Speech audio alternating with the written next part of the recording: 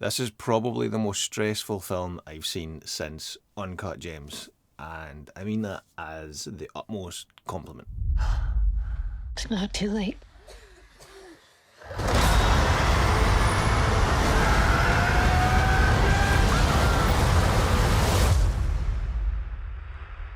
The Lost Bus stars Matthew McConaughey as Kevin, a school bus driver in rural-ish Northern California. He's not long started the job, having recently moved back to the town for family reasons.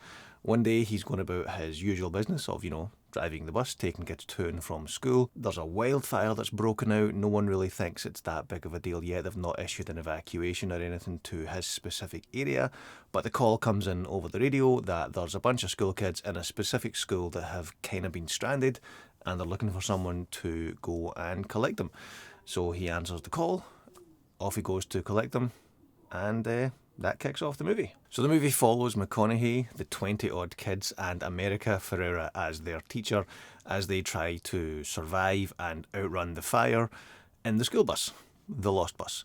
Plot-wise, that's more or less it. It's actually based on a true story from 2018 or 2019, I think, so that adds to the intensity of what you're looking at because it actually happened. Obviously, it's dramatised, but the actual event happened, so that definitely adds to the drama of it and the intensity of it. Paul Greengrass, as a director, has a unique ability to take these true life stories like United 93, Captain Phillips, and make very, very compelling and realistic dramas out of them. His gritty handheld docu-style, along with using non-actors in certain roles from the event, splicing in actual footage from the real life event, it really does put you as an audience member in the action. You can almost feel the fire and smoke at times. The script and dialogue is fairly grounded and very real. The conversations that the fire chief and the fire officials have feels like it's just been lifted from transcripts of the actual conversations that they would have, like it's almost been lifted from archived news footage. I will say, however, the dialogue in the opening 20 minutes or so, when McConaughey's character Kevin is dealing with family dramas like the ex-wife and the teenage son and the elderly mother, that's a little bit on the nose at times and a tad bit melodramatic and soap opera-ish. But honestly, that's me just nitpicking. That's pretty much the only negative thing that I've got to say about this movie because it's very good. It's very, very good. Both leads, McConaughey and Ferrera, are very good in this. Their emotional state, as with the movie and by extension us as an audience, goes from normal to mild concern to sheer fear for life because, all of a sudden they're engulfed with the fire all around them and they're not sure if they're going to survive.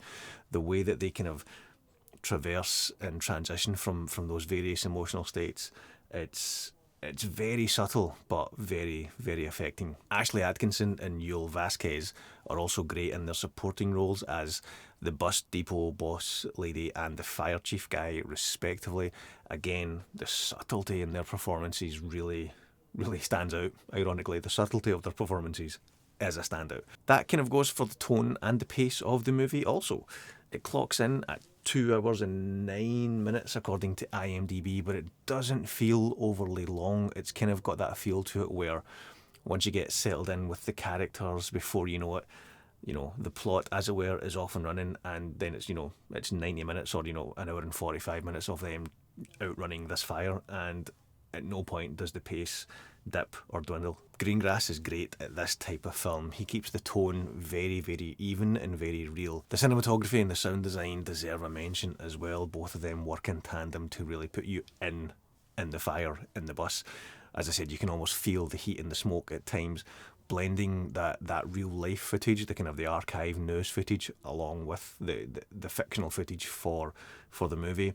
It was done in such a seamless transitional way that it just really kind of like takes you aback at first, but then you're kind of like, oh, that's not news footage, that's actually Matthew McConaughey, but they've made it look like it's actual news footage, and then it kind of seamlessly blends into the actual film footage. It's very, very effective. It's very subtle but very effective, and that's kind of, I suppose that's the overall theme of my review for this movie. It's subtle but effective. It almost feels like you're watching a documentary at times. The CGI for the most part is pretty decent. There's a few green screen shots that kind of stand out as being very obviously actors in front of a green screen, but it's only a couple of them, you know, maybe 2 or 3 for the whole movie, and it doesn't stand out so much that it detracts you from the movie. But I'm not going to lie, it's not perfect. The way they show the fire is quite interesting as well. How it spreads around, I found that really interesting. It was almost like a Sam Raimi horror movie, because unless I'm mistaken, it almost feels like you have the point of view of the fire as it spreads over the hills and through the forest, almost like you're watching a Sam Raimi Evil Dead movie. So it kind of gives the movie almost like a horror movie vibe. I don't think I've seen fire portrayed this way. It's very effective how they do that, because it feels like a Sam Raimi Evil Dead movie, but instead of the Deadites, it's the wildfire. I actually went into this movie pretty blind. I hadn't seen the trailer. I'd only seen the poster. I knew it starred Matthew McConaughe. I knew it was directed by Paul Greengrass, and it was based on something just fell down there. And it was based on a true story about a wildfire. Other than that, I didn't know anything about it. So I went in with very limited knowledge of the story. And bloody hell, I think I should maybe have prepared myself, because, as I said, this is a very, very tense movie. But it's a very, very good movie. So I'm going to go with 8 out of 10 for The Lost Bus. I'm actually a little disappointed that this wasn't given a wider cinema release. It's an Apple TV original. It's on Apple TV Plus as of October 3rd, I believe. I think it did have a very, very limited cinema release. I don't know if it was shown in any of my local screens. It wasn't when I checked, when I was going to the cinema last week anyway.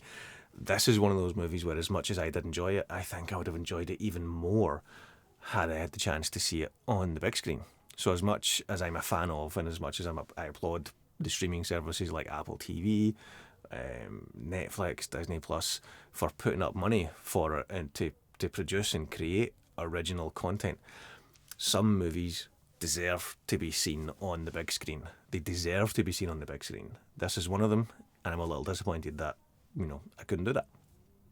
Speed meets Backdraft, meets Only the Brave, meets The Mist, meets Captain Phillips. That would be the kind of the melting pot of how I would describe this movie. Greengrass and McConaughe are on top form. And that's us. Thanks very much for watching, folks. I'll catch you in the next video.